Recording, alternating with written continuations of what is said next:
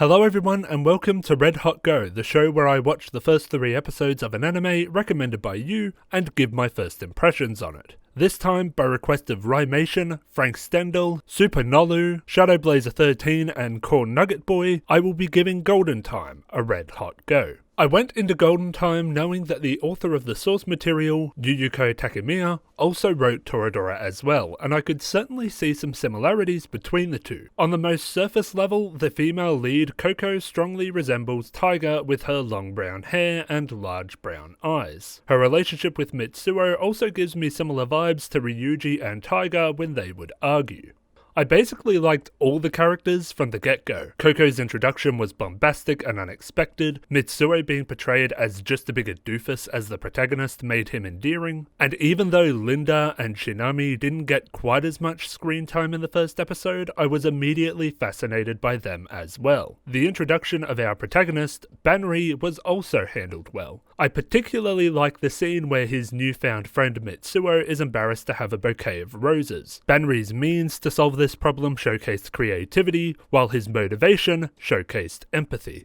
The end of episode 1 was a little baffling. The narrative had portrayed Banri as someone who was excited to begin their college life. However, an inner monologue suddenly brings up the prospect of falling in love, which seemingly came out of nowhere. Now, by the end of episode 3, I think I can see where they're going with this, but as a first-time viewer, it did seem somewhat jarring at the time. However, I didn't have much time to dwell on that confusion before the T-Club comes barging into the narrative to create chaos. The scene where they drag Banri away by his ankles was incredible. The characters involved turned the dramatic performances up to 11 and it was delightfully absurd. Just like its predecessor, Golden Time seems to be exploring the theme of social isolation, notably Koko's isolation from the rest of the student body. While Toradora explored the isolation of someone who is outcast for their appearance and someone who is outcast for their behaviour, Koko is seemingly outcast for both. Her appearance and behaviour exude an unapproachable aura, as Banri discovers when he overhears several people talking her up as a beautiful girl who is out of their league, or a rich girl with whom regular people cannot relate. In an early venture to escape this isolation, Koko and Banri find themselves in a situation that some who are seeking social connection might: attempted indoctrination into a cult. Yes, I'm serious. However, this does somewhat work as Banri and Koko begin a bond with each other after escaping together. Not only do they now have a shared experience, but they take some time to chat while they're on the run, and although that conversation drags on far longer than it needs to, many parts of it are rather charming. The whole cult situation brings up the aspect of the show that confuses me the most: the premise. Usually, the shows I watch for Red Hot Go manage to explain what the story is about within the first 3 episodes. Promised Neverland, for instance, made its premise brutally clear by the end of episode 1. Love is War made its premise clear by the end of the first segment. Even Bunny Girl Senpai, a show that I did not care for, managed to set up what the show would be about in what little time I spent with it. Golden Time does not set up a straightforward premise within its first 3 episodes. The OP suggests it will be a love story, but that thought hasn't even crossed the main characters' minds by the end of episode 3.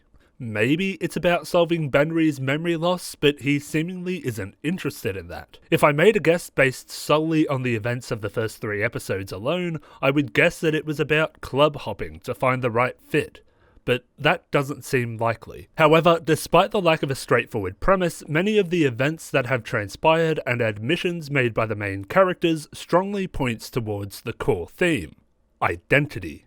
Koko has a very similar problem to the one Kitamura had, albeit much worse. She is so infatuated with Mitsuo that he has become a core part of her identity. Koko quite literally says that Mitsuo is her reason for waking up in the morning. I hope that as the show continues, she, like Kitamura, will gradually decouple her identity from Mitsuo, and learn to live life for herself. Maybe we'll even get to see it happen on screen this time. Banri similarly has an identity problem. At the end of high school, he was involved in an accident that took his memories. The idea that he is a different person from who he was before the accident, that the version of himself that people knew had essentially died, is an intriguing one. Even the show's favourite running joke, the one where Koko gets Banri's name wrong, or at the very end of episode 3, when Banri gets Linda's name wrong, further shines a light onto the theme of identity. The pieces for a fantastic narrative are here, however it is not yet clear how the show will put those pieces together. So from ice cold to red hot, I give Golden Time a rating of boiling. But understand that this is a very solid boil. If the show gets any better beyond the first 3 episodes, I can easily see that rating going up. And that is it for this episode of Red Hot Go. I'd like to thank my patrons, Orion Tran, Quincy Chamberlain, German5, Lars Espen, Shark, Data52, Nerxu, Pixcalibur, Alberto Cruz, Tyler Bennett, and Tenka. If you too would like to support the channel further, why not become a patron yourself? Thank you all very much for watching, and I will see you next time.